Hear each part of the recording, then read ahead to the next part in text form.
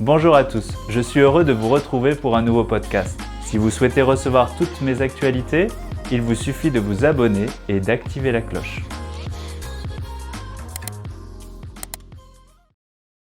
Bonjour, je suis Grégory Turpin et je vous propose aujourd'hui de vous aider à contourner les principaux obstacles auxquels nous pouvons nous heurter dans la prière.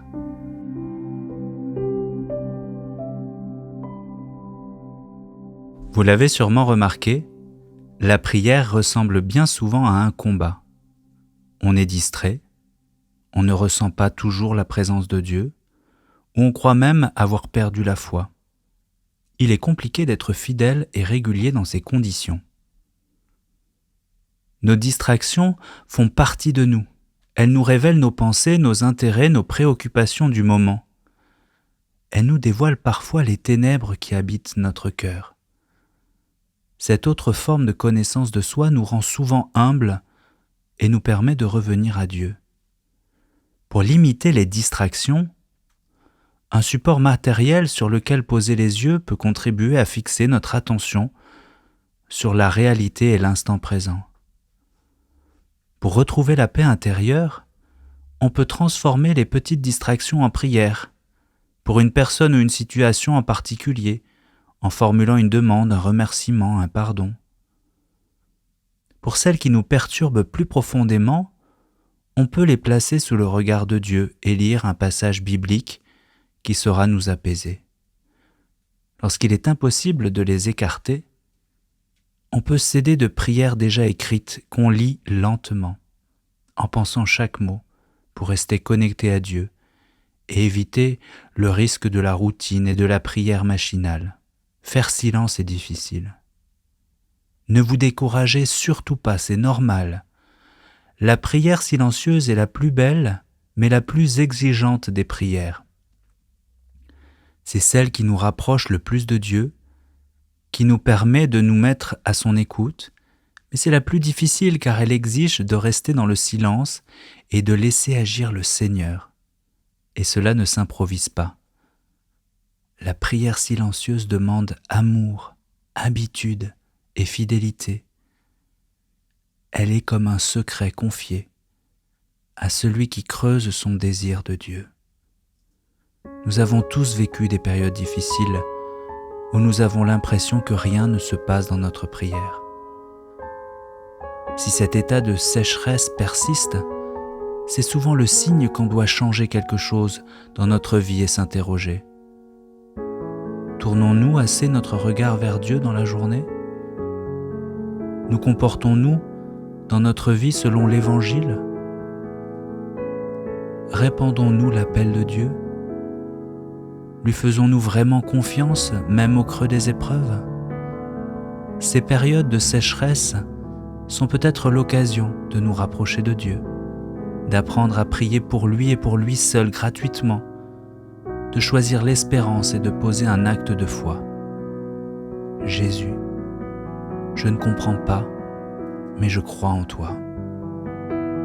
La logique de Dieu n'est pas celle des hommes, et en aucun cas, cet état de sécheresse ne vient de Dieu. C'est l'un des mystérieux chemins par lequel il décide de nous mener personnellement à lui.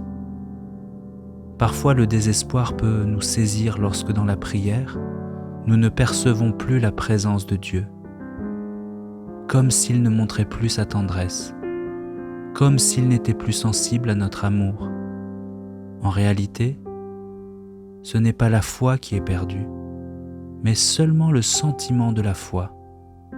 Cette nuit de la foi que de nombreux hommes et femmes de prière ont éprouvée, comme par exemple Mère Teresa, est une véritable épreuve qui peut sembler injuste et cruelle, car désirer Dieu dans la nuit peut mener au découragement. Mais lorsque ces moments arides sont vécus avec foi et confiance, ils peuvent aussi conduire à un accroissement d'amour. Traverser la nuit avec patience et confiance dans la prière et l'amour fraternel, en étant accompagné d'un frère dans la foi, rend notre foi plus forte. Ce silence de Dieu nous pousse à crier avec foi comme Samuel. « Parle, Seigneur, ton serviteur écoute. » Même dans cette nuit, Dieu ne cesse de nous parler par sa création, les événements de nos vies, les personnes rencontrées, les prophètes, par son Fils. Regardons notre façon de prier avec bienveillance. Ce n'est pas parce que notre prière est agréable qu'elle est de qualité. Même aride et faible à nos yeux, elle n'en a pas moins du prix au regard de Dieu, touchée par notre fidélité. Portés par l'Esprit à vouloir lui ressembler, nous apprenons à désirer, ne faire qu'un avec lui. Nous sommes poussés à la conversion.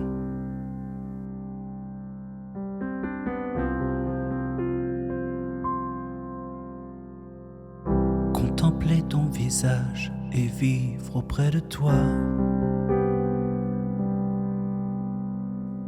c'est mon plus grand espoir et toujours tu es là.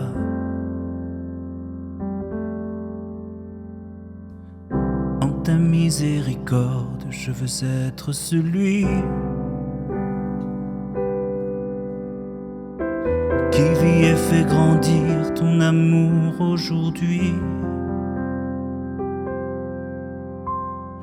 Pose ta main sur moi, protège-moi dans ta miséricorde, préserve-moi, pose ta main sur moi, protège-moi dans ta miséricorde.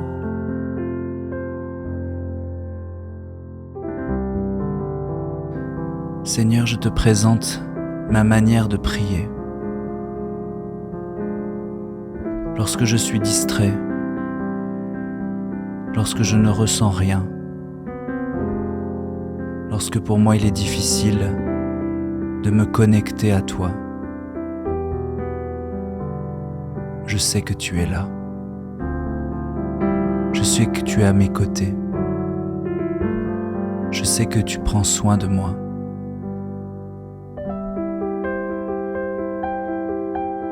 Seigneur, donne-moi toujours la force d'être fidèle dans ma prière, que toujours je te manifeste mon amour. Apprends-moi à aimer comme toi tu aimes.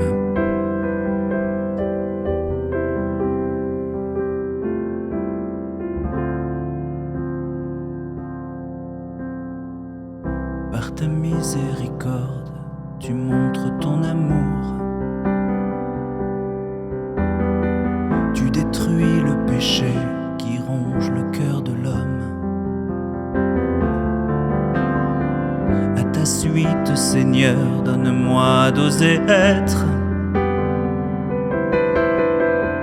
un cœur ouvert à tous ces miséricordieux.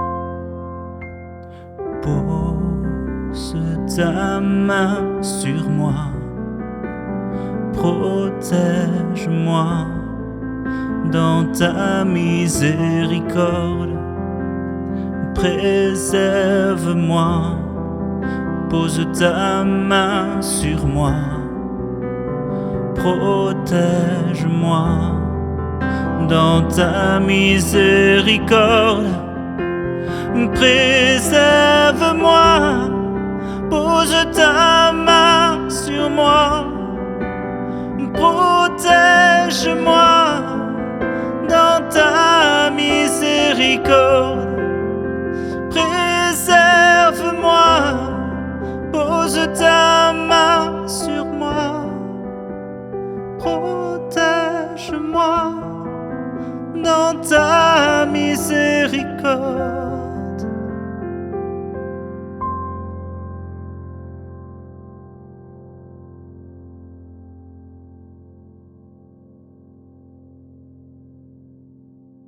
Merci de m'avoir suivi.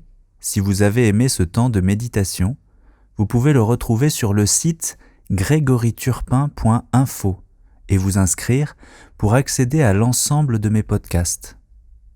À bientôt.